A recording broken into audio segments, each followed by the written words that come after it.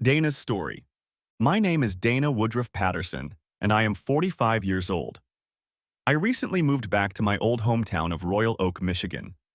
This move was a chance to start my life over for the third time and maybe get over some of the stupid things I've done. I will be teaching history at a community college in this city. A few years ago, I would never have accepted such a position because I thought I was doomed to academic greatness. I was going to write articles and books and turn the world of history upside down. But no, I didn't come to this delusion alone. I was led down a path, kicking and screaming away from what I now realize was a wonderful life, by people I thought had superior intellect and character. I wanted so badly to be like them that I turned my back on all that was good in my life. And too late, I found out that they were just using me. No matter how smart I thought I was, to them I was just a dumb rag. They're probably still laughing at me in California. After 6 years, I had to come home to try to pick up the pieces and move on. That's why I'm here. Before we get too far, let me describe myself. I'm pretty short in stature, barely 5 feet. I have short, straight brown hair and hazel eyes. I'm a little overweight. I'm not fat, but I'm curvy. Probably my best feature is my legs. Truth be told, they're beautiful. They are thick, toned, and just very muscular. In a short skirt, I'm just dynamite. This is what attracted my ex-husband to me in the first place, and unfortunately, what attracted my professors to me and lured me out of a happy marriage. Speaking of the ex, I've been thinking about him a lot lately. Leaving him was, of course, the biggest and stupidest mistake of my life. Not that I had much of a choice. No, I'm sure you've heard this story a million times. A happily married couple returns to work or, as in my case, school. While there, she discovers more excitement with a new class of people. She discovers what was missing in her former happy marriage and is tempted by the dark side. She ends up having fun with her boss, or in my case, the chair of the college history department. He promises to help her realize her potential and embrace her destiny as a doctor, lawyer, or Indian chief. In my case, I was destined to become a brilliant historian, and he was going to lead me to academic success on a level that I could never have achieved with my boring old husband. And naturally, he also brought me straight to his bed. At first, it was just the thrill of illicit fun with a man I thought was brilliant. Then he told me that I needed to expand my horizons intellectually as well. Then, of course, my husband found out and kicked me out for cheating. I still remember the day he and his private investigator cornered us in the professor's office and handed me the divorce papers. The professor said something stupid, and Dan grabbed him by the throat. He looked at him for a moment and then just plopped him on the floor and apologized. At that moment, I realized that he actually turned out to be smarter than that. I couldn't even bring myself to look him in the eye after seeing how I had broken his heart. He refused to have anything to do with me. He never spoke to me again. He didn't even go to court. He just gave me everything and disappeared. None of our old, or should I say his old friends, passed him any messages or had anything to do with me. The college fired my old professor and entered into an out-of-court settlement with Dan. My professor and I began to move on with our lives. I had no other choice. There was nothing left for me here. Once we settled in California, I noticed that the professor started passing me around to some of his colleagues. All in the name of career advancement, he told me. After a few years, this became the norm. After a while, I began to feel more like his whore than a historian. Then I noticed that many other historians started getting better teaching assignments or research grants. They were getting them because of their hard work or intelligence. And I was just getting screwed over, in more ways than one. I think by the time I noticed that there was never any tenderness or emotion in the act, it was too late.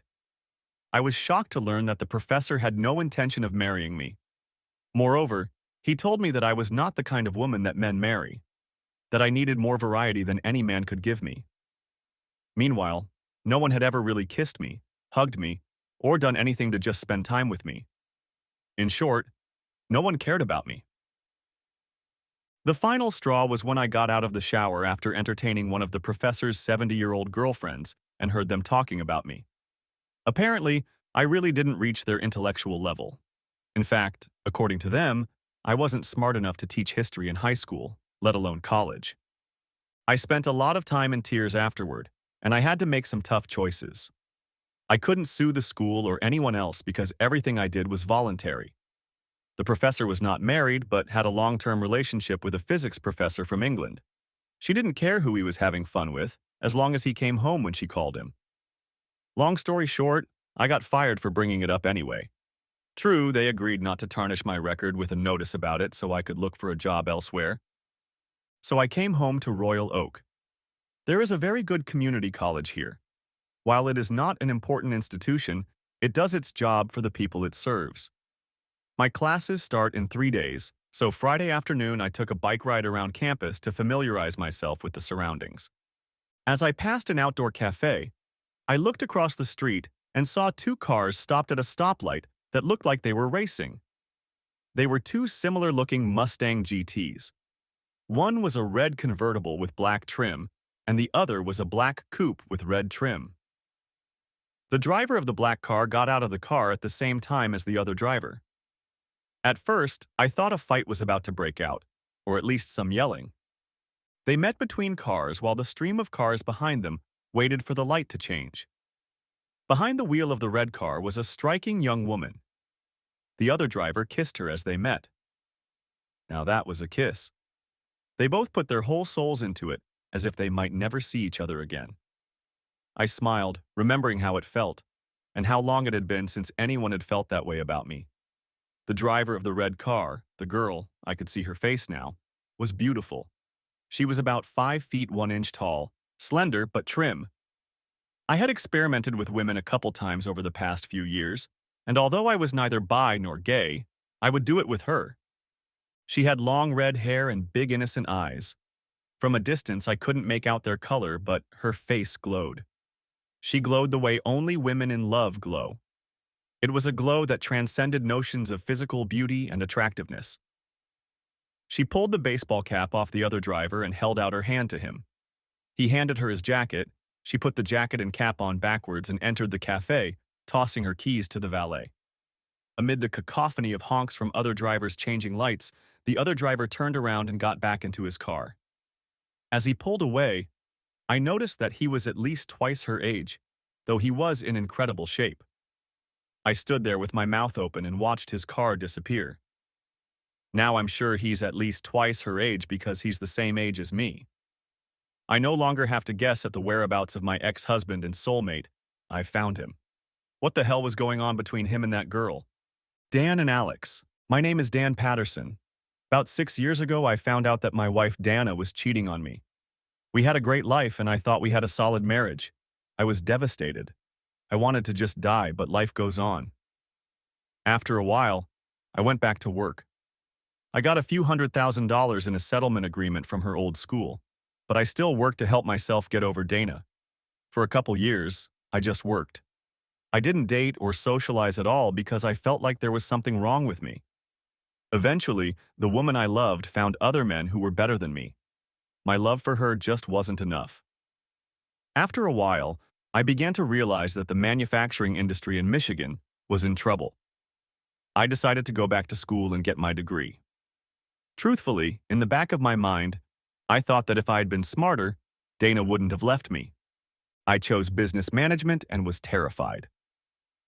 1,000 thoughts raced through my head. What if you're not smart enough? You're too old to go back to school. All the kids will laugh at you. You won't fit in. You'll never make it. But I got in anyway. The first couple of semesters went by fast. I got straight A's. I had a 4.0 GPA. I started to think that maybe I wasn't so stupid after all.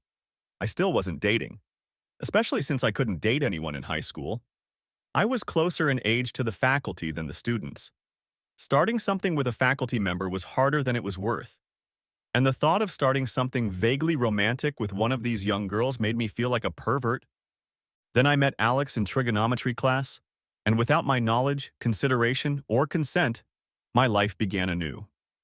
We ended up in the same study group. We were studying with 5, 6 other students from our class. After a while, we began to notice that other than the two of us, no one was studying much. So at her suggestion, we started studying with just the two of us. Spending time with people either brings you closer together or points out your differences. In our case, we became friends very quickly. It got to the point where I loved spending time with her and couldn't wait to see her again. At first, we sometimes behaved very awkwardly. Some guy would come up to our table and start trying to talk to her in front of me as if I wasn't there. I wasn't really there. I was just an old man. Sometimes she would use me as a shield to ward off the bolder ones. That's how our first fight started. I told her that I thought it was unfair of her to use me to avoid unpleasantness in her social life. She should be able to just say yes to good guys and no to bad guys on her own and leave me out of it. I guess my tongue was too strong. In hindsight, if I had really explored my feelings, I would have realized I was just jealous. Either way, she just picked up her books and walked out of the library. After that, I only saw Alex in class. We didn't sit together or talk. I often noticed her watching me out of the corner of my eye, but I never looked back. She easily joined another study group. I had offers because my grades were excellent, but I preferred to study alone. A whole 2 weeks passed and the stalemate continued, and probably would have continued even now if fate hadn't intervened. One evening, walking back to my car, I saw one of the guys from her new study group trying to force Alex into his car. She wouldn't stand for it and resisted every inch of the way. Before I realized what I was doing, I jumped between them and grabbed him by the collar. He let go of Alex in surprise and turned to face me. "Be a tough guy," he told me. "It's just a misunderstanding." I let go of him and saw Alex picking up her books, tears rolling down her face. "Damn tease," I heard the guy mutter. Hearing the guy's words, Alex started sobbing and something clicked in my brain. I turned around and grabbed the guy and punched him. I reached down and helped Alex up and hugged her. I walked her to her car and stayed there until she drove away. I almost didn't make it back to class. And even though I didn't feel like it at all, I went anyway. But instead of getting there early, I made sure I was one of the last ones to enter the classroom. I sat far in the back, not at the entrance as I usually did. Throwing a glance at the blackboard, I saw Alex looking around and ducked behind the girl sitting in front of me. The teacher had given us an assignment that we had to complete in groups. So I worked with 3 people sitting in front of me and on either side of me. It was a pretty simple job. The unit of circumference, converting angles to radians, and periodicity. I didn't see what it had to do with business, but work is work. We were almost done when the teacher gave us a break. We used the correct formula, but our answers weren't quite right. It took some tweaking to finish.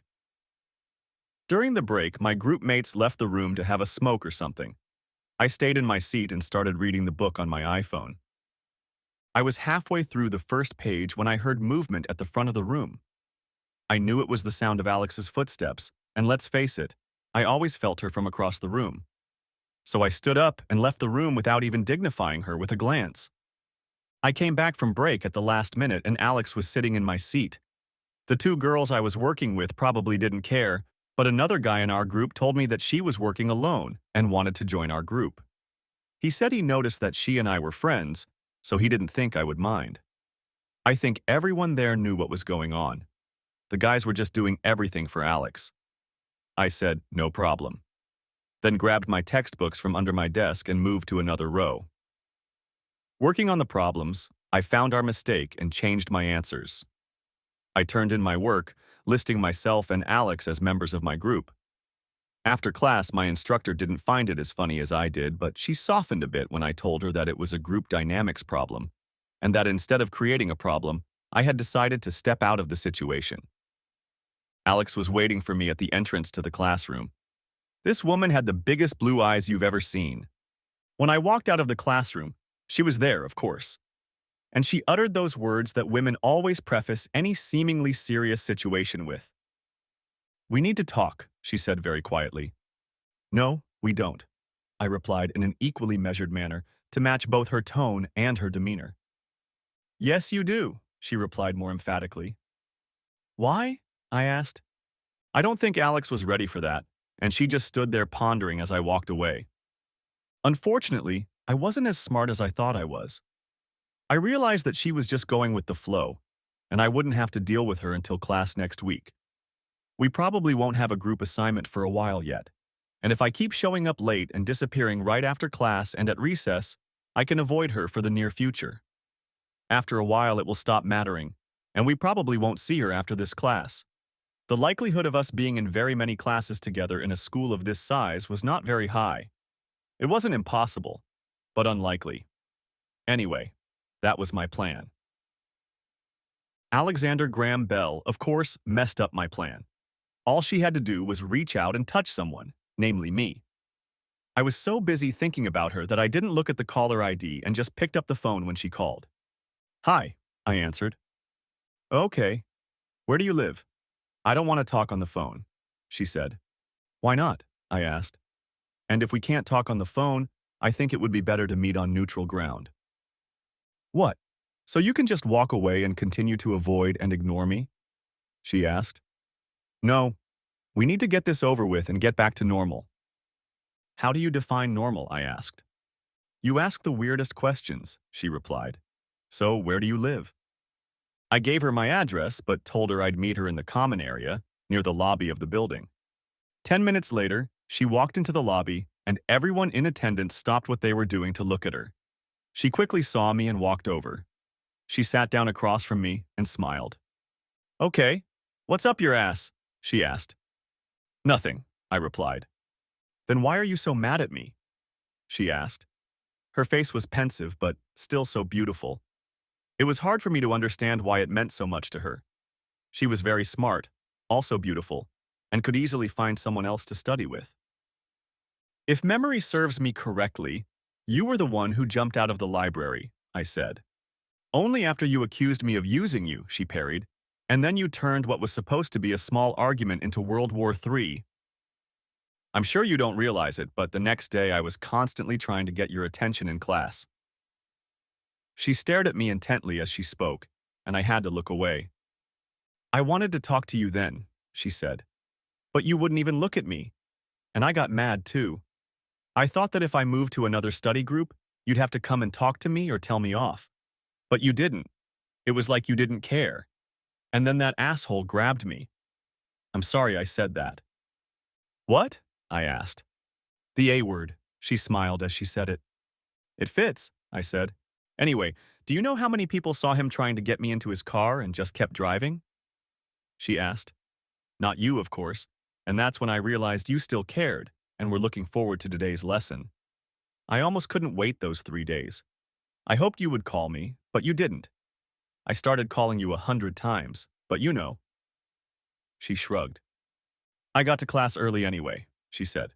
"I came here an hour early so we could talk." Again, the laser focus of her eyes made me flinch. "And you didn't come. Every time the door opened, I practically jumped out of my seat," she said. "And then finally, Miss Vanya showed up. And since you always come early, I figured you'd miss class. And I thought that was a good thing." Then I interrupted her. "Why is it a good thing that I won't be in class?" "No, no, you idiot. I wanted you to come to class, but if you weren't there, you'd have to copy someone else's notes and have new material explained to you, right?" I nodded, but I didn't understand what she was getting at. "Who do you think would have volunteered?" she asked. "It would be an easy way for us to talk." She smiled and moved closer to me. Then I looked when she was handing out the group assignment, and there you were. But you were looking anywhere but at me, and I realized you were still upset. "I'm not upset," I said. "No, you're just being uncharacteristically stupid," she smiled. "So I decided I wasn't going to put up with any more of this crap. When we left for break, I was just going to come over and talk to you. But you just walked away. I didn't put up with it, so I just joined your group and waited for you." She moved close enough to me that I could smell her perfume, and I started to get nervous, but she just kept talking. "Right, and you just left the band and worked with someone else. Those two nerd girls were really mean to me after you left. Anyway, that's where we are now," she said. "Where is that?" I asked. "The place where we discuss our problems and work to solve them," she replied. "And what do you hope to accomplish here?" I asked. "You're not listening to me," she said irritably. "I want us to get back to normal." "There you go again," I said. "Define what normal is. We're on a 16-week course together, right?" She nodded. "We're about halfway through the course, right?" She nodded again. There are a lot of people in our class, right? She nodded. Do you get along with everyone in the class? I asked. Of course not, she replied. Isn't it a fact that in just 8 weeks or less we will graduate from this class and probably never see most of these people again? I asked. Probably, she replied. But what's your point? We worked together for a while. We had a disagreement. We stopped working together, I said, looking at her. We went our separate ways. We were both getting good grades. Classes end, life goes on, credits roll. The end, I said. That would be a very depressing movie, she said quietly. But then again, I'm always wrong anyway. She looked very sad. Do you know how I felt after what you told me? She asked. I felt really bad, mostly because it felt like the truth, but not really. But the very next day, I felt different. She pulled even closer to me again. Angry? I asked. No, not even close, she replied. I just felt lonely. What? I asked. I'm taking 4 courses right now, she said. I hate math, always have. We sat so close that our hands touched. Ask me what my favorite subject is, she said. It's your literature class, I said. How do you know that? She asked. You told me about it the first week, I answered her. And you learned it by heart? She smirked. But things have changed since then. Question number 2. What color are my eyes? She asked, closing them. Very simple, I said. They're blue and get a little darker when you get stuck or upset. And they move from side to side when you say the numbers. And, see what I mean? She said, as if she'd made a great point. Dan, you're my only friend here. There are plenty of people here who want to be your friend, I said. No, most of them only want one thing, she said. How old do you think I am? She asked. Too easy, you're 23, I said. Do you know why it took me so long to start school? She asked. I got married about a year after I graduated high school. I came from a small town and planned to work for a while before going to college. I met a guy and we dated for a while. When we got engaged, my life got better because all the guys who were pursuing me realized that and backed off, she said. I sat there listening to her and wondering why she was telling me all this. But I couldn't walk away because I just loved being around her. I'm not stupid. I know what I look like. But I'm not really that kind of girl, she said. I'm always trying to get ahead with my brains and accomplishments, but almost no one gives me a chance. I waited until we were married to pursue it, but Steve was so persuasive. Her voice got a little harder, and I realized she was about to tell me something she wasn't proud of. Our town had a traditional harvest ball dance. 2 nights before the ball, I let him have my cherry. By the night of the dance, everyone knew he had screwed me. It was all over town. Do you know what his excuse was? I felt sorry for her. I could see she was still in a little pain. I shook my head. He told me that it was such a special occasion and such a beauty that he should tell people about it. And he did it for me because a lot of people in town thought I was gay, but he changed their minds. I looked at her because I couldn't believe someone could try to pass off such a stupid sentence. Anyway, I forgave him and we got married, she said. He cheated on me on my honeymoon with a maid. All my life I just wanted to get married and have a family, just to be a wife and a mother and maybe have a job that I would enjoy. Besides, he was having fun with most of my friends at the time. He was doing it because even when we were dating, he was cheating on me and saw no reason to stop. I overheard him telling one of his friends that I was a trophy that was nice to look at but useless in bed.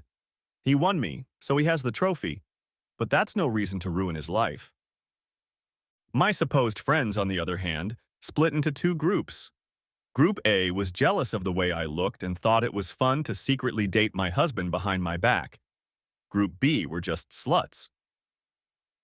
So I divorced him and got great compensation. What is 50% of nothing? She asked. Listening to her, I had a completely different idea of what her life must be like. I came here to start my career and get a fresh start in life. And the guys here are all the same. No one gives me a chance to have a single thought in my head. They just want a piece of ass. And the funny thing is, like with Steve, if they get it, they usually move on. They just plant the flag, tell the story, and move on to the next conquest. Nice guys are so intimidated by me that they rarely ask me out, And most of them behave pretty much the same way once you break through their shyness. And then, there's you. You actually listen to me all the time and memorize what I tell you. And you look me in the face. Rather, do you know I've caught you a few times just looking at my face? I like the time we spend together. I was planning on us taking other classes together after this one. As for using you, I guess to some extent I did. I let people think you were taking the boyfriend spot, but only because you seem to have volunteered for the job. She looked at me again. I thought you liked me a little too. And then you just brushed me off like I was nothing, and that really hurt me. She bit her plump lower lip, and my heart melted. I wanted to see if you'd be jealous because I worked with those guys, but I just got in trouble and you still had to come and rescue me, she said. Alex, I'm just not good with people, I said. First of all, your measly 24 years of life is nothing. I'm almost twice your age. 6 years ago, I went through almost the same thing you did. After a long marriage to a woman I considered my partner for life, she not only cheated on me, she left me. At least you were strong enough to pick up your pieces and move on. I haven't gone on dates or socialized with people since then. I'm not sure I can be considered suitable company, much less a friend to anyone. Anyway, Alex and I made up and passed the trigonometry exam, and we started taking classes together. It was easy because we were both in business programs and we had the same requirements. Over the next few months, we always studied together, even when we didn't need to. She started talking about how we need to go to different places sometimes to observe how successful and unsuccessful companies do business. We also need to study different types of businesses to see what type of business might be a good fit for each of us. We went to restaurants, visited museums, and shopped together. Finally, she suggested I go to a dance club that someone had told her about in one of the few classes we hadn't taken together. Alex, I said curiously, shouldn't you ask someone else to go there? Why would I do that? She snapped back. Her eyes narrowed a little, and by then I knew enough to be careful in the wording of my next statement. Well, going to a dance club doesn't really sound like research, I said. What does it look like? She asked. Her eyes flashed, letting me know to proceed with caution. It's more like socializing, I began. You mean it feels like a date, she said. She leaned back and put one small hand on her hip. Exactly, I said. And I've already explained my position on socializing. I'm just not ready for it. Dan, she said, looking at me the way you look at a 4-year-old. We go shopping together, don't we? She asked. We go to museums, don't we? We eat dinner together all the time, don't we? In all this time, have you ever once heard me mention that I'm going to do these things or anything else with anyone else? I stopped and thought for a moment. Well, I guess I just assumed you had, I said. Dan, we've been dating for months. I think everyone knows about it except you, she said. So why can't we go dancing? Dana. After getting over the shock of seeing my ex-husband with this girl, I stood outside for a few minutes. I hadn't quite come to my senses yet. I don't know what I was thinking about. I guess in the back of my mind I was thinking that maybe if Dan still lived in the neighborhood and didn't remarry, or maybe even if he did, we might have a chance. I knew that if it hadn't been for my mistake, we'd still be together today. But seeing him with that girl made me feel awkward. Before I realized it, I had already followed her into the cafe. It was crowded and noisy, with music playing. As she made her way to a table in the back, I watched her. She was definitely popular, and everyone seemed to know her. It seemed like half the place was talking to her on the way to the table she sat at. There were already people sitting at the table she had chosen. She ordered something to drink. I watched as several men, guys, anyone, approached her and asked her to dance. She declined every time. She was talking to the people at her table. They were probably friends. Every now and then, she would take out a notebook and make notes in it. I had to admit that she was a very pretty and very popular girl, but that still didn't explain what she was doing with my Dan. Maybe she was an escort or a prostitute? That would explain a lot. Dan was so broken after I broke his heart that he could no longer form a normal relationship and had to date prostitutes. If she was the center of attraction at the cafe, I was the complete opposite. I couldn't even summon a waiter. I guess I expected some kind of special treatment since I'm a professor and all, but it wasn't there. Apparently, intelligence was not a bargaining chip in this place. The guy next to me saw me looking at her and visibly perked up. "That's Alex," he said. "She's really hot. But don't get your hopes up, Mom. I don't think she's that swinging. Although you're probably not the first woman to look at her." "She's definitely popular," I said. "Not in the way you think," he objected. "Most of the people you see sitting with her or going to talk to her work for her." I turned to look at him more seriously. Maybe he could help me after all. "Let's find a table and talk," I said. He looked at me questioningly. "Don't worry. I just want to find out a few things," I said. "And I'll pay for your food and drinks." It really worked. He raised his hand. A waiter appeared and pointed us to a dirty table that was very close to my target. Yes, I called her my target because she had what I wanted. I hadn't planned anything like this when I left my apartment this morning. But in a matter of minutes, my life was centered on one thing. I wanted my husband back. I wanted him back very badly. And if I had to get into a fight with some teenage cheerleader to get him back, her pom-poms better be fluffy. Because I was serious. I kept thinking that in a serious academic comparison of life experience or compatibility, I should be superior to this girl. Also, because of my recent past, I was supposed to be much more experienced. From my perspective, it would just be a success. If only I could make Dan forget what I had done to him. We could start fresh, and I would never hurt him again. I'd gladly spend the rest of my life making it up to him. It probably wouldn't be that hard. He should have gotten over his resentment by now. He might have missed me and might even be able to forgive me. On the other hand, if after 6 years or so he is still bitter and angry, it means that emotionally, he still has feelings for me. Otherwise, he would have let go of that anger and stayed with me. My initial assessment of the target, as I found out, was wrong. My newfound friend, whose name was Mark, began to bring me up to speed. "I already told you her name is Alexandra, but everyone calls her Alex," he said. "I think she's about 25, but with a body like that, no one cares if she's a little old." His line about 25 being old made me chuckle. "It doesn't matter, though, because she's kind of off the market," he said. "Look over here," he pointed to her table. Several guys walked over to her table and started talking to her. She shook her head negatively, and one of the guys said something else to her. She shook her head again, and the guy just angrily walked away. I also noticed that the guys at her table stood up, as if in defense mode. "See, she's alienating everyone," he said. "That's what I meant. She's kind of a one-woman woman. But that's not why everyone's after her. Most of them want to work." "And what do they do for her?" I asked. "She and her man are business majors," he said. "They started the business as a learning project, and it took off. It's actually brilliant. And so simple, you wonder why no one thought of it before." I looked puzzled. Dan wasn't a business genius. At least he hadn't been when we got married. "They have some sort of supersonic temp service," Mark said. "I think when they graduate in a few months, they'll go full-time. They're already very profitable, you should see their cars.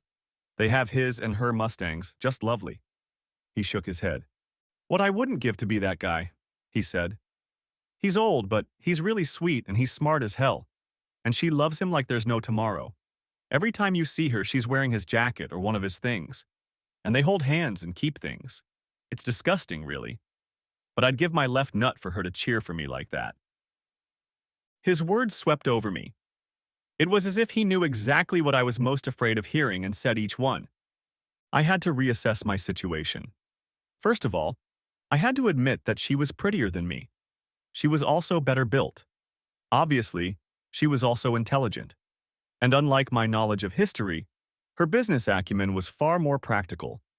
Her skills worked in the real world, whereas my intellect was limited to purely academic frameworks. But the worst blow to me was the fact that for years I'd overlooked Dan. I had written him off as inferior, while in his own way he was probably just as smart as I was. And this girl was able to see him behind his outer shell, find him, and help him realize his potential. While I was watching, my Dan came up behind her and leaned over her head so that their heads were upside down opposite each other. He kissed her very gently in this strange position, and she just absorbed him.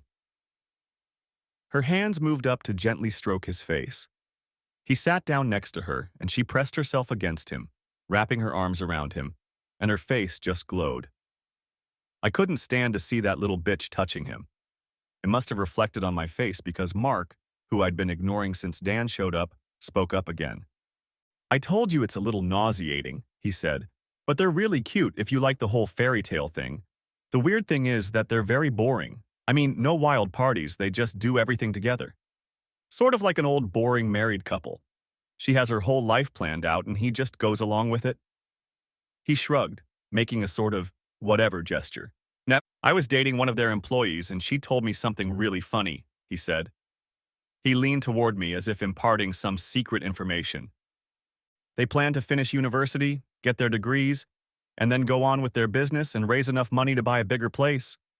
They'll get married and then she'll want to retire and have kids. When he said the last sentence, his voice rose, as if it were the strangest or most ridiculous thing he'd ever heard. You can imagine what a waste of time education is, he said. But I think they know what they want. I mean, I'm going to travel the world, make a lot of money, and stop at nothing. In the back of my mind, I thought, after a few years, you grow up and realize that all that wild shit gets just as boring. Even worse, you start to feel like shit. You feel more like a thing than a person. And you realize that you don't really matter to anyone. Instead of having someone who really loves you and would do anything for you, you're just an object for them to use for their pleasure. I came here thinking she was some kind of prostitute, and now I realize the whore is me. And to make matters worse, my ex-husband has fallen in love again, perhaps a stronger love than the one we shared. I threw a couple bills on the table and was up before Mark even brought the food. In bliss, Dan was only thinking about one person in the cafe and didn't even notice me. Dan. Alex and I had started officially dating. It was weird, funny, unusual, strange, and just wonderful all at the same time. We had so much in common, but also so many things that we just couldn't get past. We usually just laughed and found a way to work out these problems. Either I would give in, or she would. The age difference was never a factor, mostly because I'm old, and she's an old-fashioned girl. We both had trust and giving heart issues because of our past. We were like two birds with broken wings that on our own could never fly, but flying together was not only easy, but magical. Our company, Dan Alex Inc., started as a learning project. We were challenged to figure out how to modernize an existing business plan or make it more flexible. We decided to create a fictitious temp agency. It would be a partnership between Alex and me. By then, we were no longer just dating, but we were no longer in an intimate relationship. We did cuddle and kiss a lot, though. I think we were both a little shy at the time. Our temp agency was different in that we used a constantly updated resource.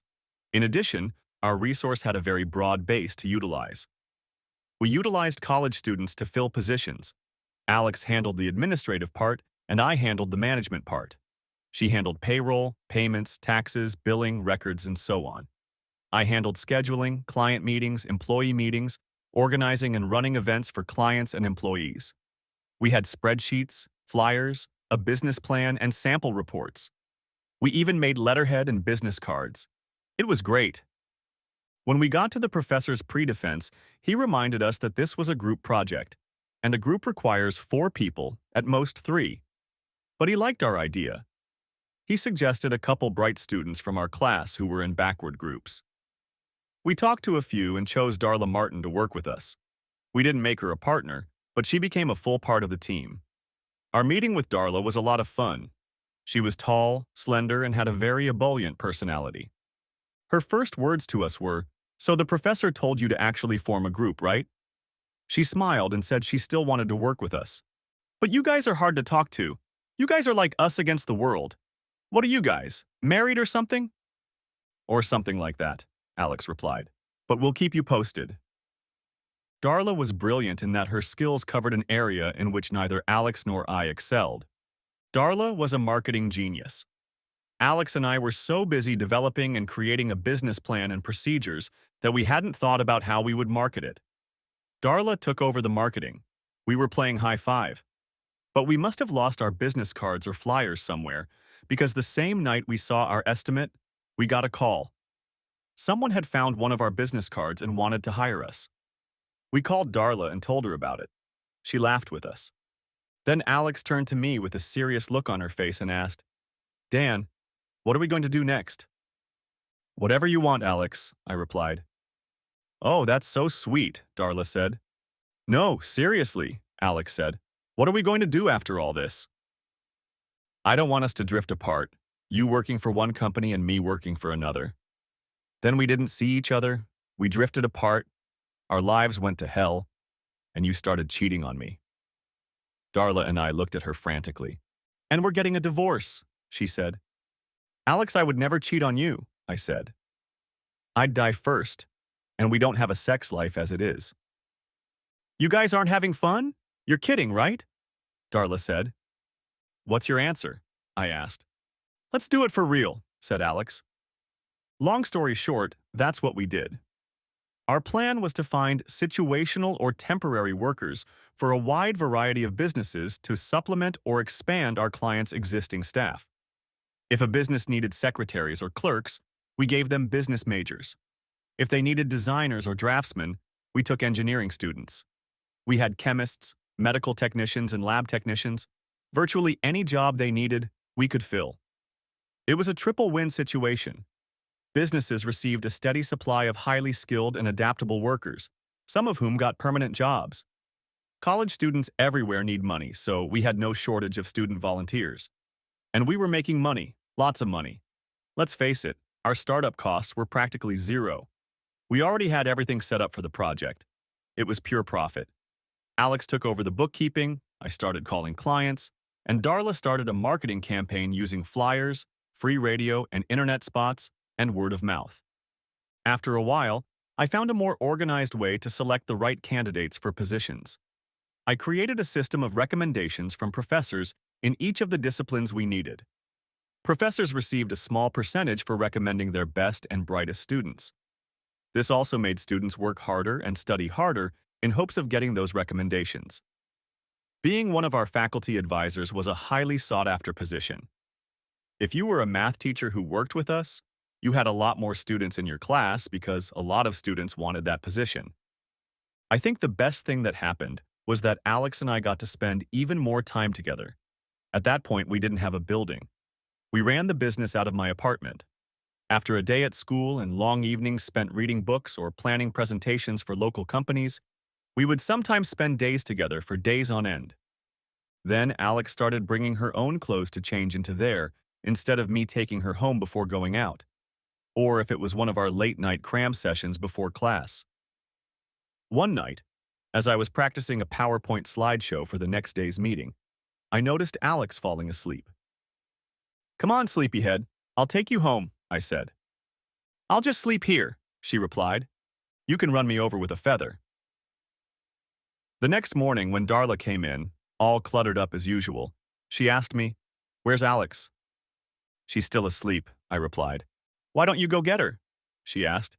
"Did you two have a fight?" "I don't need to go get her. She's here," I said. Darla raised her eyebrows a few levels but didn't say a word. "That's how rumors get started," I said. "She slept on the bed and I slept on the couch." "You're kidding," Darla said. "You're pretty stupid, aren't you?" she asked. "Shouldn't you be older and more experienced?" Think about this. A woman who clearly likes you is spending the night in your house. She tilted her head as if I had to figure out what the hell she was talking about. "She asked you to stay too, didn't she?" she asked. "Maybe," I replied. "What do you think she meant by that?" Darla asked. "Maybe she was too tired to go home and just wanted to spend the night," I said. "You know, Dee, we're both toothless. Maybe she wanted to test me to see if I could be trusted." The door to the bedroom opened and a sleepy Alex came out of there. She then turned on the shower and closed the bathroom door. "I still can't believe you guys don't—" No, she didn't go home. Wow, this is getting serious. Everyone in her dorm will probably notice. "Notice what?" Alex asked, toweling my hair and handing me a brush. "The fact that you didn't go home last night," Darla replied. "I am home, or would be if someone asked me," Alex replied. "What are you being asked about?" I asked. God, you're so fat, said Darla. So Alex moved in with me. We still didn't have intimacy, but I was over the moon. After the first night in bed, she told me I could sleep with her if I kept my hands to myself. I slept on the couch. I didn't want to risk losing her. The next night, she pulled me onto the bed and simply said, "Please stay." When I woke up the next morning, we were lying together. What saved me was Darla knocking on the door early in the morning as usual. "Hey guys, have you looked in on our corporate BB lately? We're doing really well with our money. 25% of it is mine, right? Because I'm buying a car," she said. "You two aren't giving me any more rides." Thus began Dan Alex Inc., and how Alex and I became more serious. Dana. For about 3 weeks, I settled into my new life. I taught classes, checked paperwork, met with students, checked more paperwork, attended faculty meetings and staff trainings, and checked documents. I made a few friends, but most of them were too new to be considered real friendships. I looked around and tried to reach out to some of our old friends from my married life. The few I could find still wanted nothing to do with me. Apparently, time doesn't heal all wounds, no matter how much the old saying claims it does. I drove to the clubhouse, which was 50 miles from home, to make sure I didn't run into anyone from school or my new life. Very few men approached me at first, but as it went on, I started to get some looks. Eventually, I let one big, pot-bellied guy take me to a more comfortable place. It turned out to be the back seat of his car. What a romantic. But he actually helped me more than I realized at the time. My session with him was actually a microcosm of my entire relationship since I ended my marriage. So I moved on with my life, but mostly my heart just ached. When I was teaching classes or walking the halls, I never saw Dan or his sluts. But I heard about them all the time. I'd walk by a math class and the professor would ask, "What is symmetry? Describe something symmetrical." Some pimply-faced nerd would raise his hand and say with a smirk, "Alexandra Stanton." And I'd see those damn Dan Alex shirts on everybody. Even some faculty members wore them. I hated almost everything about Dan Alex. One of my new friends, Melva Bryant, decided that the hermit life wasn't right for me. So she decided that she and I and a couple other faculty members should have a bachelorette party. We decided to meet, oddly enough, at the same bar club I had gone to the week before. Oh joy. But at least I'll have somewhere to go. We decided that I would go with her and meet up after class the next day. She called me an hour before the meeting and said she'd be a few minutes late because she had a list to turn in, and as a new teacher, she thought I'd be interested. In fact, I don't think she knew. When I walked into the staff office, I heard her voice in the cubicle. I figured she had students, so I took a seat outside to wait. She saw me, gestured for me to come in, and I heard her voice say, "This is the new history professor I told you about." As I entered the cubicle, time slowed down dramatically. I remember seeing the tanned and trim legs of a woman at least a mile long, that damn tawny-colored hair falling in waves down to the middle of her back. She probably had at least a yard of cleavage in her low-cut sweater and those crystal-clear eyes. When she looked at me, there was no recognition in them. There shouldn't have been, since we'd never met. But Dan recognized me instantly and drew back, his growl of disgust not escaping fast enough for anyone to see. Before I could utter a word, the little bitch jumped up and stood between me and my Dan, like she was supposed to or could protect him from me. That's when I decided that bitch had to die. Melva quickly tried to defuse the situation, even though she didn't realize what was going on. "Dan Patterson, I'd like to introduce you to Dana Woodruff Patters." "Damn it," Melva said. "That's right," Dan replied. "Melva, can we do this tomorrow?" "Call Alex in the morning and you can reschedule." He was leaving too fast to speak. He never once looked me in the eye. He was just backing away like I was a rabid dog he ran into while jogging. Alex stared after me as they walked away, clearly sizing me up and mentally finding some flaw in me. "I'm so sorry, I didn't know," Melva said. "Actually, I still don't know," she said. "Let me guess, sister, cousin, sister-in-law?" "Ex-wife," I snapped back. "Oh shit, I didn't see that coming," Melva exclaimed. "I just thought it must be some kind of nasty incest because there was tension hanging in the air. It's still so thick here you can feel it and they're gone," she said. "Funny, But you don't seem to be his type. Why, because I'm not a 20-year-old cheerleader with no brains, I snapped back. Never underestimate her, she's smart as hell, Melva said. And if she thinks you're trying to come between them, it could get her in trouble. Did you see her come between you two? I just nodded. I was still too shocked to comment. That's a story I need to hear, she said. What about the bar? I asked. Neither the place nor its occupants are going anywhere, Melva said. Besides, you look like you need an unloading. It'll make you feel better. But tell me something. You knew he was around here somewhere, didn't you? I nodded, and so did she. She smiled widely. I knew because you didn't freak out that much when he saw you, but he looked like he was looking into hell, she smirked. He couldn't get out of here fast enough. What happened? Briefly? I said. Melva nodded. We were married for over 10 years, I began. He worked very hard to support us. See how he treats that rag? She nodded again with a smile on her face. Yes, I could see that she liked the way he treated this woman. Well, he treated me like that too, I said, then left her puzzled. When he loves someone, he just gives them all of himself. No questions asked, no conditions. When I wanted to go back to school, he started working double shifts to pay for my tuition, books, and supplies. After a while, I started to feel like I had outgrown him and got smarter. I started doing things I shouldn't be doing, with people I shouldn't be with. He kept trying to put the spark back into our marriage, and he trusted me. I spread my hands and turned away from her. Even now I was ashamed of the way I had acted then and what I had done. When he found out I was cheating on him, it just broke his heart and he just left. We didn't even talk about it. After he had his lawyers serve me with divorce papers 6 years ago, I never heard from him again until today. Of course, I tried to fight it. I refused to sign the papers and refused to meet with his lawyers. I assumed he would have to come to my house to get me to sign the papers, but he never did. Eventually, his lawyers sued the school I attended and got my scumbag professor fired. I ended up moving on with the scumbag. But after a few years, it all came to naught because we had a disagreement about our relationship. I know how it is with these old academics, Melva said. You thought you were his partner or equal in your studies, and he thought you were just his girlfriend or lover and should just stay home and run the household? Not even close, I said. I thought I was his protege. I knew I wasn't up to his level, but I thought he would help me develop my intelligence, just like he told me he would.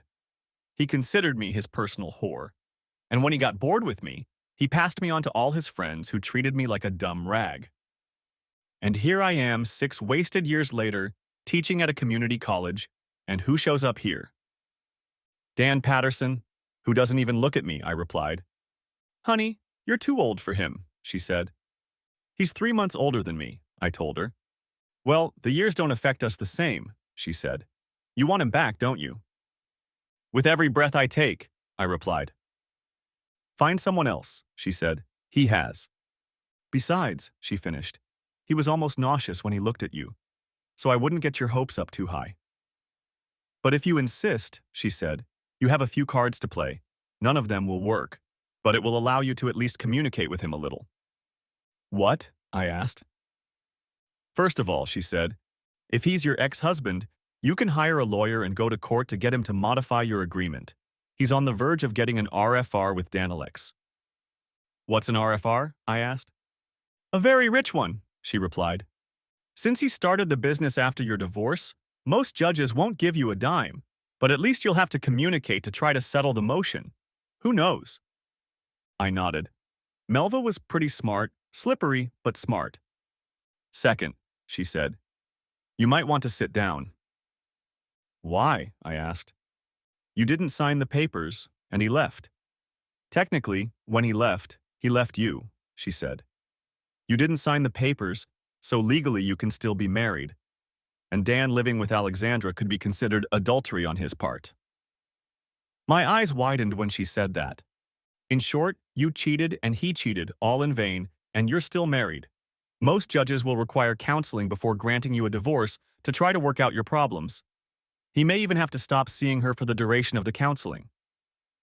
I grinned from ear to ear. Mentally, I was going to take Melva's plan one step further. I was going to have to organize an accident for little Alex. There were several reasons for this. I knew there was no way Dan was going to give up on this girl. I also knew she would never give up on him either. First, she'd kill me. And number three, if something happened to her, Dan would get really hurt. Not that I wanted to hurt him, but the facts were there. He'd only loved 2 women in his entire life.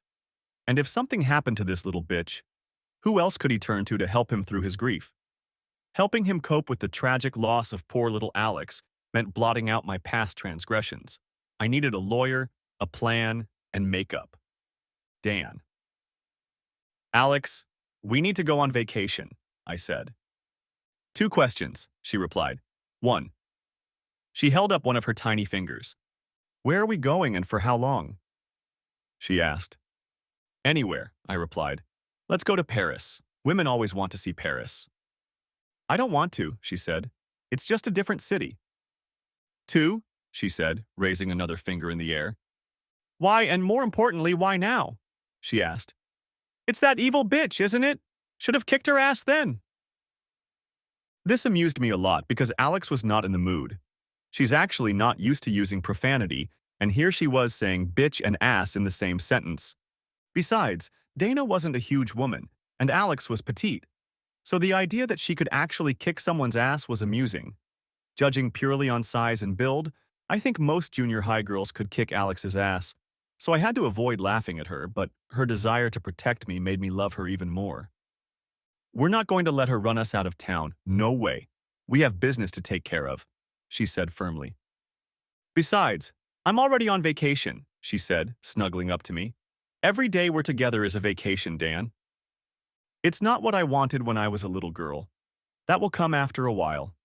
But right now, I can't think of anything I want more than us. I know that old woman hurt you, but I'll never let her do it again.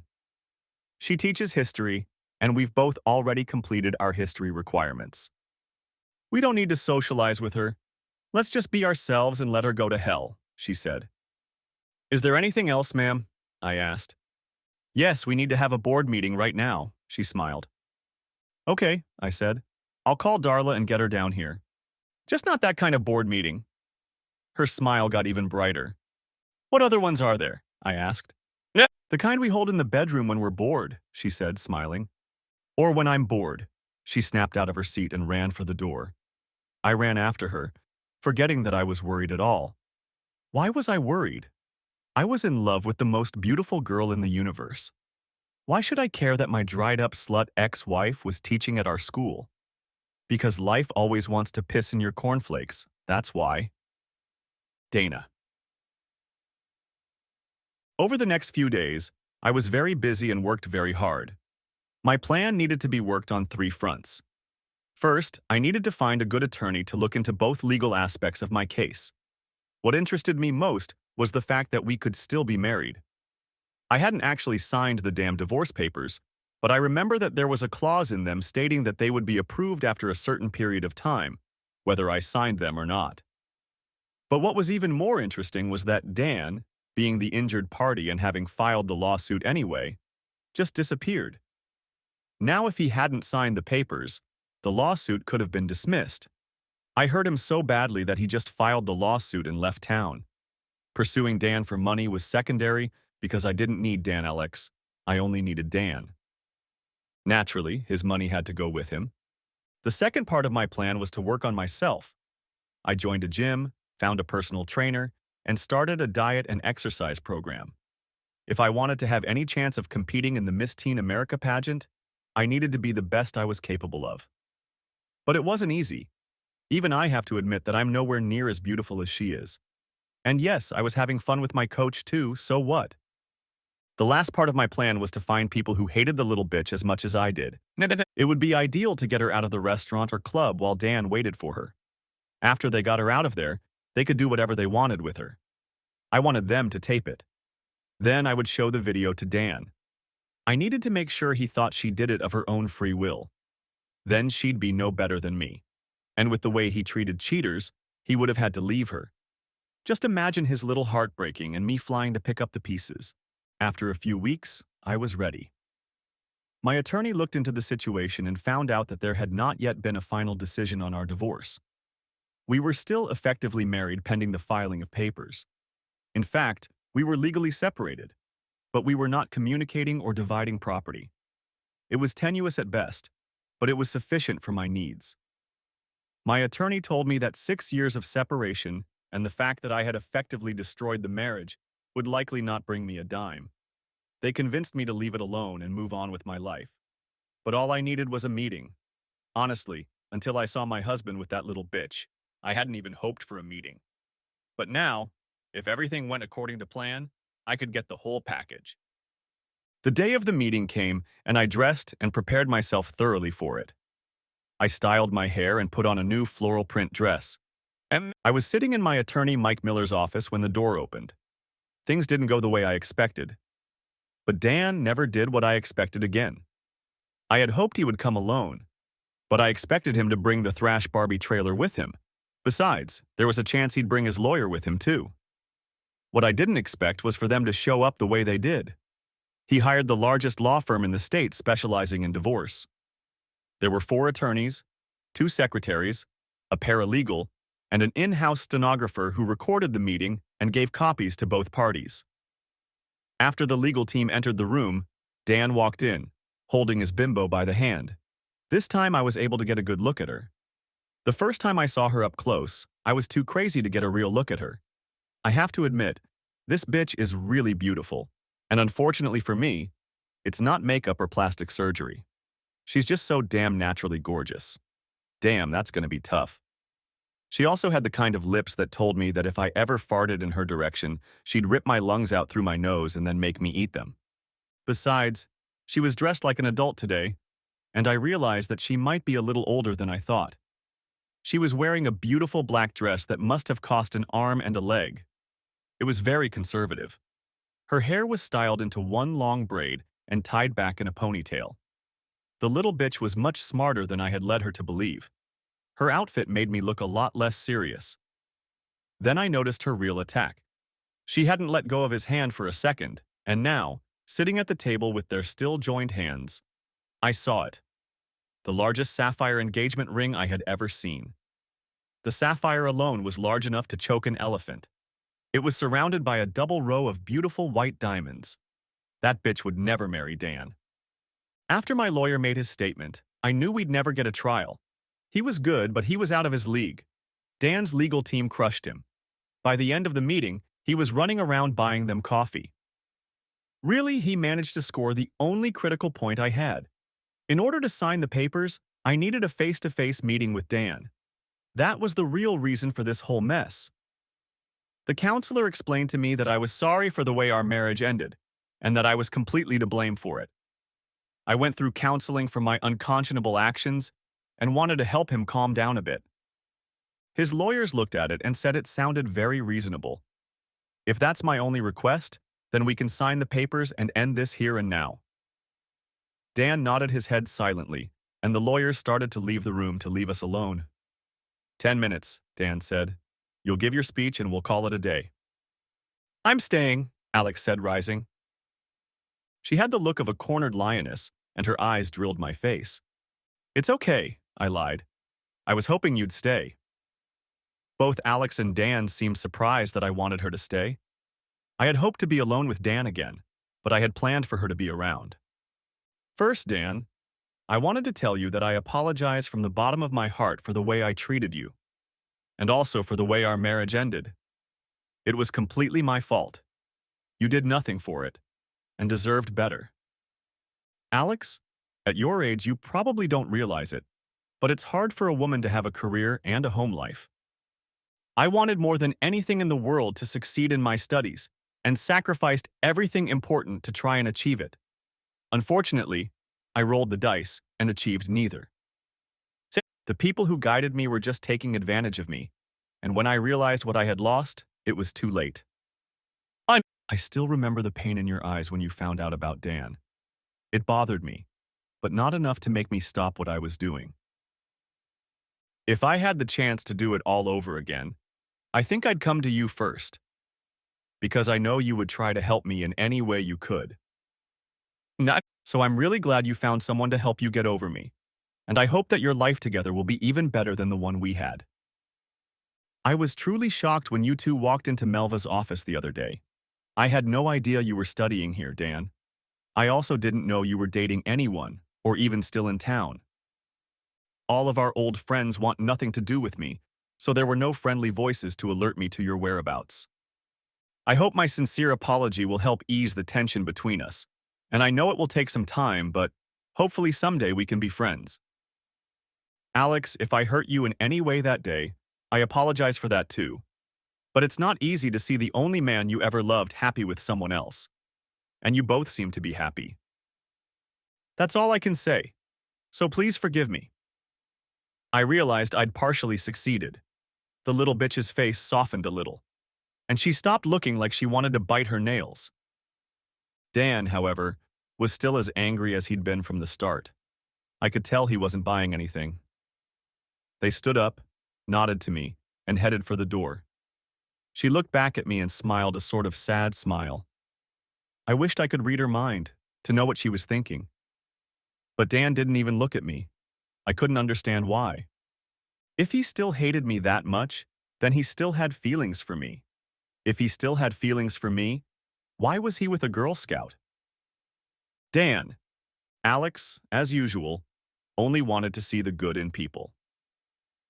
Since the last conversation with Dan had ended, her anger at Dan had dissipated. She tried to reassure me by telling me that she loved me no matter what, and if I loved her just as much, then Dan couldn't hurt us. On the other hand, I didn't trust the bitch as far as I could throw her, so I decided to seek help.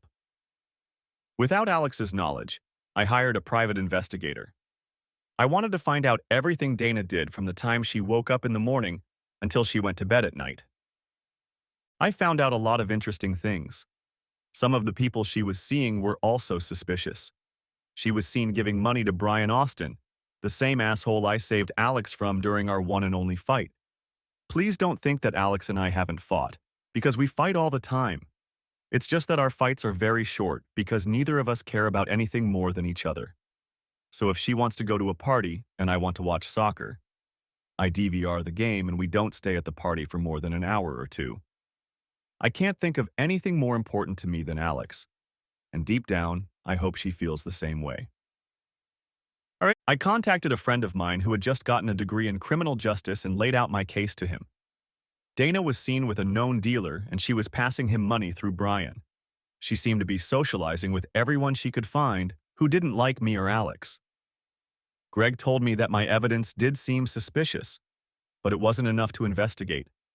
So that week, I just stayed with Alex every night. When the weekend came, she was ready to freak out. Dan, if you love me, take me out, she said. I don't care where we go, to dinner or a dance or a movie, just let's get away from here. Despite my wariness, I could never say no to Alex, so why start now? Besides, all the things she wanted to do were quite public, and I didn't see anything wrong with that. Besides, we'd bring Darla with us. A second pair of eyes wouldn't hurt. In the end, we decided to go to the cafe because it was one of our favorite places. It was lively enough that no one was trying to do anything. There were just too many people there and the place itself wasn't that big. As part of my paranoia, I called a few guys who worked for us from time to time and offered them triple the time in a couple hours to watch Alex and I at the cafe. They thought it was stupid, but it was my money and they were happy to have it. As soon as we got inside and started making our way to our favorite table in the back, the hair on my back stood up. I had a really bad feeling about this. Looking around the cafe, I saw Brian and a few other guys who had asked Alex out, gotten rejected, and were not happy about it. It didn't bother me much, though, because I saw my boyfriends too, and we had more of them. The final shock came when we got to our table and saw someone sitting at it. The shock wasn't that the table was occupied. The shock was who was occupying it. It was Dana. She had gotten a different haircut, dyed her hair, and wore a dress that must have cost her at least a couple of months' paychecks. I wondered what the hell she was trying to do. As soon as she saw us, she waved at us. Naturally, I pretended not to notice her and started looking for another table. Alex poked me in the ribs with his elbow, grabbed my arm, and started walking towards a table. Hey Dana, can we join you? She asked. Dana. It all happened on Friday night. Brian and I and a few of his friends had been sitting at the coffee shop all week. We sat there night after night waiting for them to show up. I couldn't believe they were stalling for so long, but I wasn't going to pass up an opportunity like this. The plan was very simple. Alex's drink would be spiked with a cocktail we had made especially for her. Brian and the guys would sneak her out the back door. She would then be taken to the site of the second part of my plan. There were at least 10 other guys waiting for her there. The funny thing is that I first started looking for guys who didn't like her. I couldn't find any, except Brian, of course. Then we started looking for guys who liked her. Then guys reached out to us and we had to hold them back. So Brian, 2 of his friends, and 10 people got together at my house. I liked the number 13 because it reminded me of the Last Supper in the Bible. It was supposed to be this little sissy's last supper with my man. She just didn't know it yet. After it was over, she had 2 options. 1, just break up with Dan. The second was to get someone to show him the DVD. Then he would break up with her. He'd be broken up too, and if the bitch cared about him even a little bit, she wouldn't want that. "How are you doing, Alex?" I asked, smiling. "Great," she replied cheerfully, snuggling up to Dan under his arm. She smiled and looked around the cafe. There was another girl with them. I didn't bother to ask her name, and she didn't bother to say it.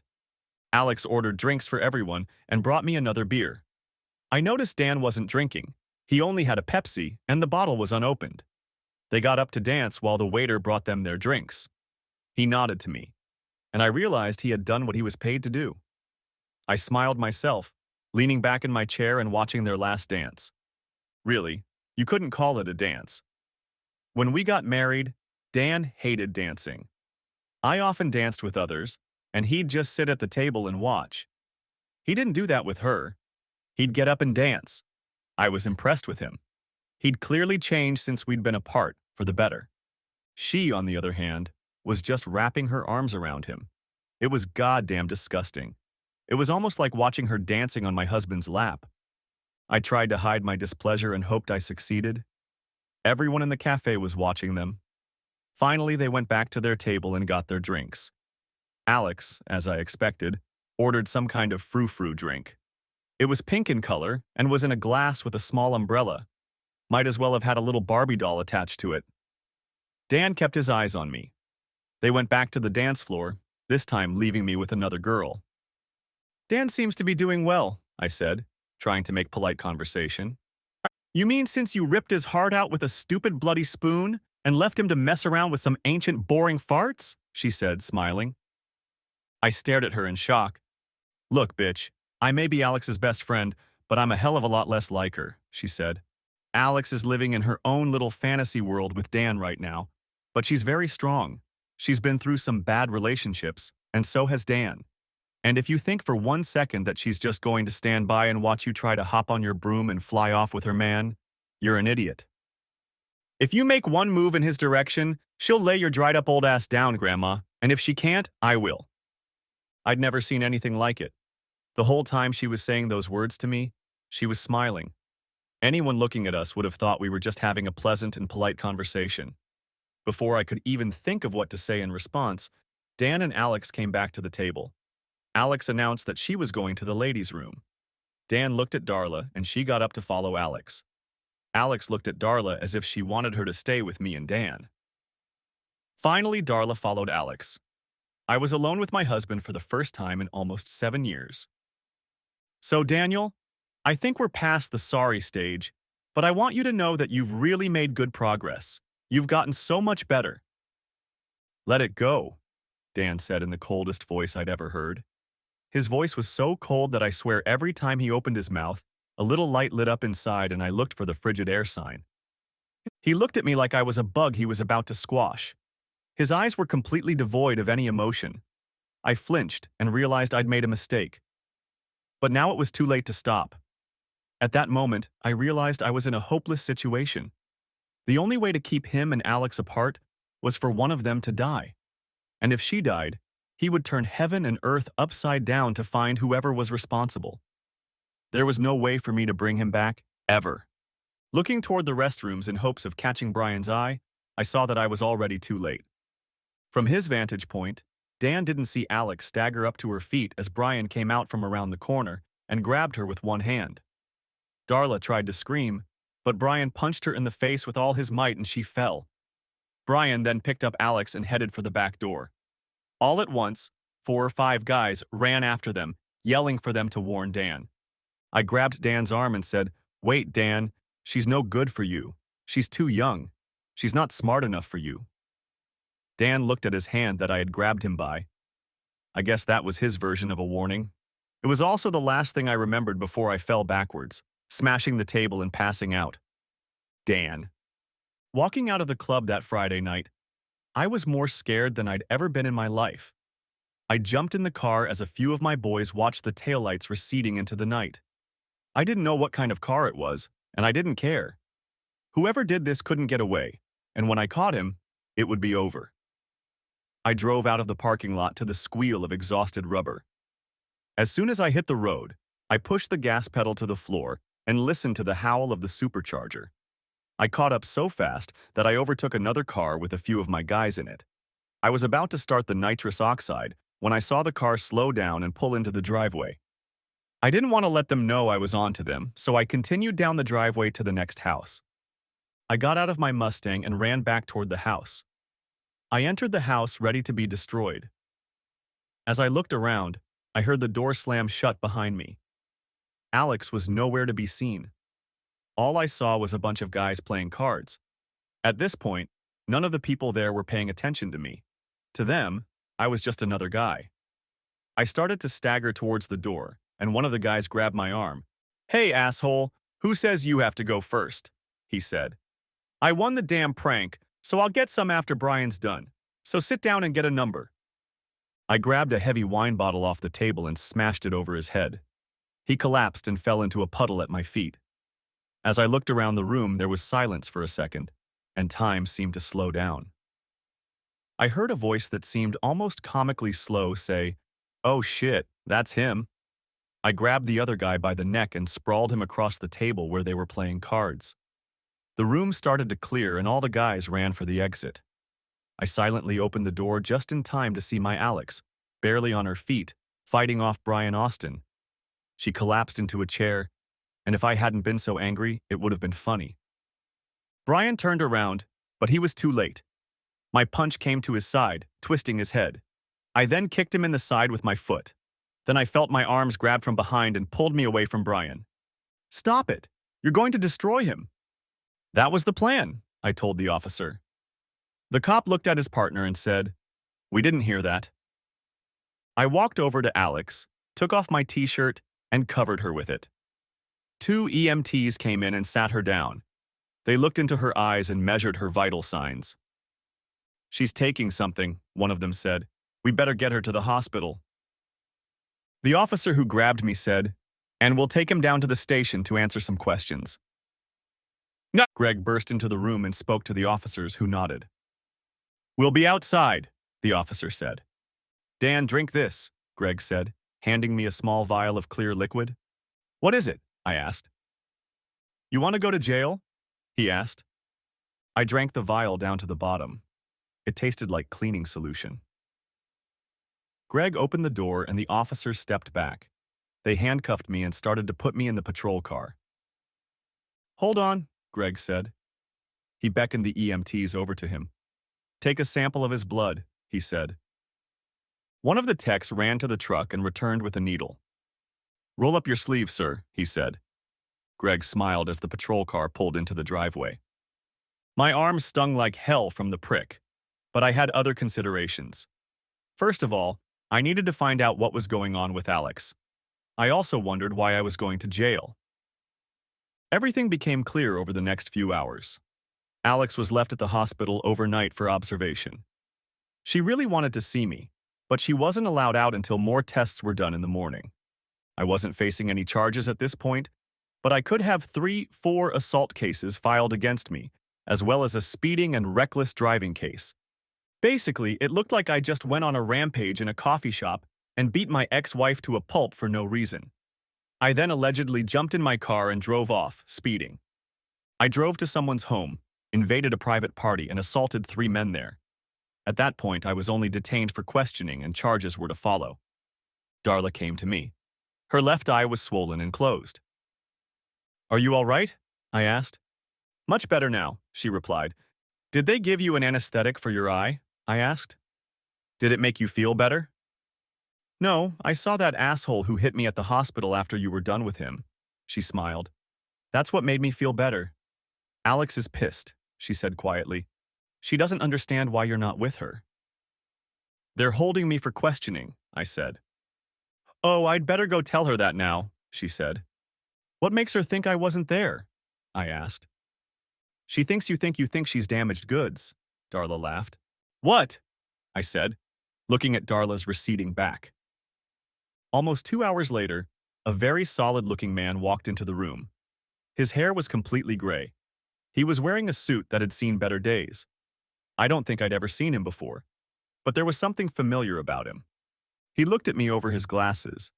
In his hands, he held an official-looking folder. "You don't look like the type," he said. "What type?" I asked. He gently but firmly took my hand, rolled up my sleeve, and looked at my arm. "Definitely not the type," he said. "I'm the chief of detectives in charge of your investigation. You seem like a reasonable man, so why don't you tell me the whole story? I already know what the evidence points to, but I'd like to hear your side of the story." "I really need to see Alex," I said. He looked at the folder and without turning back to me said, "Ah, the alleged victim." "What do you mean alleged?" I asked, my eyes narrowing more than slightly. "Calm down, buddy. I'm just trying to make sense of this case," he said. "From the evidence, there are a couple ways I can look at it," he added. 1. You and your girlfriend, who I might add is a little younger than you, but that doesn't matter. You're at a club with her. She leaves you there with your ex-wife. She does this because she's jealous of the ex with the chain, so she takes and leaves with another guy to make you jealous. He looked at me over his glasses and continued talking. I think he was trying to see how I would react to his assumptions. You hit your ex in a fit of rage and chased her tail. You broke several traffic laws and entered a private home uninvited. Then you assaulted several citizens to stop her consensual affair. That's the biggest bullshit I've ever heard, I said. Then why don't you tell me something better? He said. I sat back down and tried to calm down. First of all, it was consensual, I said. How do you know? He asked. Because she's not, I replied. She's very pretty, he said. Maybe she has some secret side to her. I jumped to my feet again, ready for a fight. Sit back down, he growled. Screw you, I shouted back just as loudly. Alex is the air I breathe, I told him. There's no way she'd do anything like that. I trust her completely. So you were lucky. You got away without realizing anything. To try and save her instead of calling the police like you should have, he said. I had to get to her, I said. And you were very lucky, he said. But what if you hadn't been so lucky? If she was out of it, and you saw her with a bunch of guys and showed up in the middle of nowhere? What then? He asked. I'd destroy them all, I replied. And then what? He asked. I'd probably go to jail, I said. And then what? He asked. What about you and your girlfriend? What do you mean? I asked. No. Would you be able to be with someone after seeing that picture? Even if it was against their will, it would take a long time to get over it. You're not a spring chicken to anyone. Number one, I said. I already told you Alex isn't like that. If you knew her, you'd realize she's the sweetest, most special person on this planet. And if I'd been late and she'd been attacked, I'd still love her for the rest of my damn life, no matter what. If you knew us, you'd realize that, I said. Oh, I already know that, he said. I've known how she felt about you for a long time. I just needed to hear you say the same thing about her. And I think she needed to hear it too. He opened the door, and there stood Alex and Darla. Both of them looked like they could barely stay on their feet. Alex slowly walked over to me and took my hand. She slowly ran her hand around me.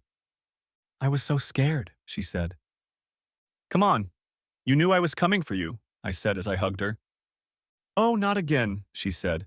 I was afraid my Uncle John wouldn't like you. I had no doubt you'd drive a gasoline truck through hell for me, just like I would for you. I kept telling those guys that when you got here, they wouldn't have any fun. She shook her head and took my hand. Let's go home, she said. They're holding me for questioning, I said. You can go, said Detective Uncle John. When you talked to Greg last week, we started following your ex, but we didn't say anything about it. There were 2 cars following you all night, but you got out of there and fled in that car before we realized anything had happened. Your ex didn't confess to anything. The 2 guys she hired, besides Brian, admitted to us that she planned the whole thing with Brian. She wanted you back. He wanted my niece, of course. She went on a rampage in her cell and we had to subdue her. We'll probably need you both to testify, but other than a speeding ticket, I see no reason to charge you. Epilogue. Alex and I returned home and lived happily ever after. 3 weeks later, we were married. We didn't even wait until after graduation. We continued to build our company for about another year and probably would still be doing it now, if only our plans hadn't changed a bit. Alex somehow got pregnant, so whatever. Anyway, we sold Danalex for an idiotic amount of money. Alex wanted to be a stay-at-home mom and insisted we stay at home together. Dana never recovered from that incident. A few months after the incident, I was called to a nearby psychiatric hospital to visit her. Her doctor said that seeing me might help her deal with her problem. I expected her to be either very apologetic and remorseful or angry and bitchy. I was very surprised to find neither. At first, the doctor wanted me to go in alone, so Alex just stood outside by the door. Hi, Dana, I said uncertainly. Why are you calling me Dana? She asked. Do I look like that bitch who hurt you? She asked.